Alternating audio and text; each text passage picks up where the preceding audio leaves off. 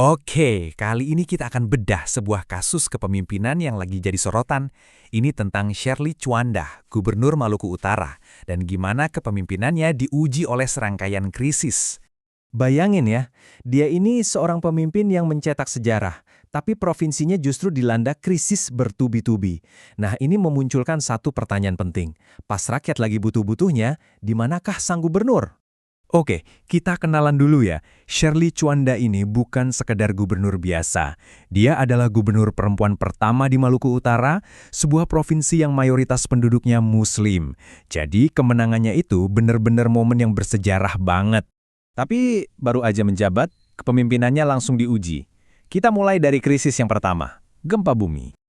Tanggal 2 April 2026, gempa dahsyat berkekuatan 7,6 magnitudo mengguncang wilayah itu. Gede banget. Kepanikan langsung menyebar luas, warga berhamburan lari cari tempat yang lebih tinggi.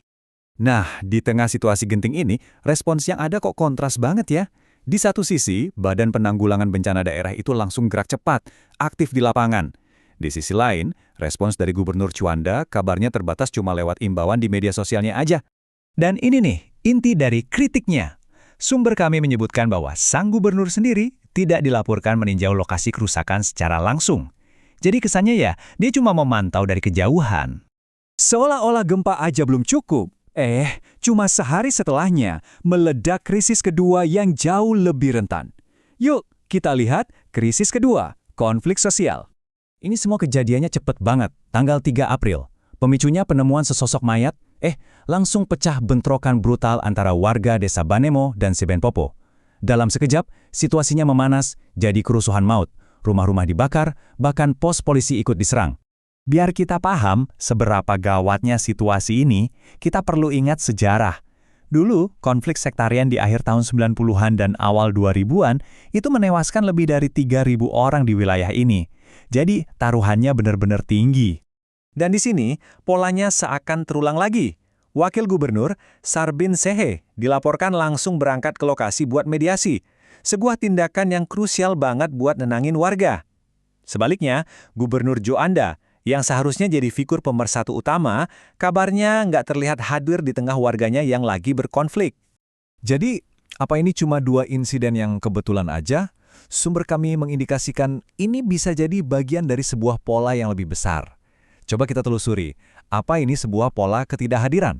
Kritik ternyata nggak cuma datang dari publik loh. Wali Kota Ternate M. Tauhid Soleman sampai secara terbuka bilang kalau Gubernur Shirley itu belum pernah sekalipun melakukan kunjungan kerja resmi ke pemerintahannya. Ini kan bisa jadi sinyal adanya jarak komunikasi ya. Gubernur Chuanda sendiri punya sanggahan. Dia bilang kalau dia pernah berkunjung, tapi sang wali kota lagi tidak berada di tempat. Tapi jawaban ini justru malah bikin orang makin bertanya-tanya soal buruknya koordinasi antar pimpinan daerah. Dan kalau kita lihat lagi ke belakang, ada insiden-insiden lain yang disebut juga dalam sumber. Mulai dari kontroversi soal perbandingan dengan Siti Khadijah yang bikin tokoh agama marah, sampai penolakan dari kelompok adat. Nah, semua ini menurut para pengkritik makin memperkuat persepsi soal kurangnya kehadiran yang proaktif. Semua ini akhirnya membawa kita ke satu pertanyaan mendasar. Sebenarnya apa sih esensi dari kepemimpinan itu sendiri? Jadi, poin kuncinya tuh begini. Menurut sumber-sumber yang kita ulas, kepemimpinan di Maluku Utara, apalagi dengan sejarah konflik komunalnya, itu butuh lebih dari sekedar kebijakan di atas kertas. Pemimpin di sana itu dituntut untuk hadir secara fisik, menunjukkan empati dan solidaritas secara langsung. Itulah cara untuk membangun kembali kepercayaan. Penting banget nih buat digarisbawahi ya, kritik yang muncul itu sebenarnya bukan tentang program atau kebijakannya, ini lebih ke soal kehadirannya, soal menjadi sosok pemersatu yang nyata dan bisa dirasakan, yang mau turun langsung ke lapangan terutama di saat-saat paling genting. Dan ini meninggalkan kita dengan sebuah pertanyaan yang lebih besar, yang relevan buat kita semua. Di dunia kita yang serba digital ini, di mana komunikasi bisa dilakukan dari mana saja, apakah kehadiran fisik seorang pemimpin di tengah-tengah masyarakatnya itu sebetulnya masih penting? Coba Anda renungkan sendiri.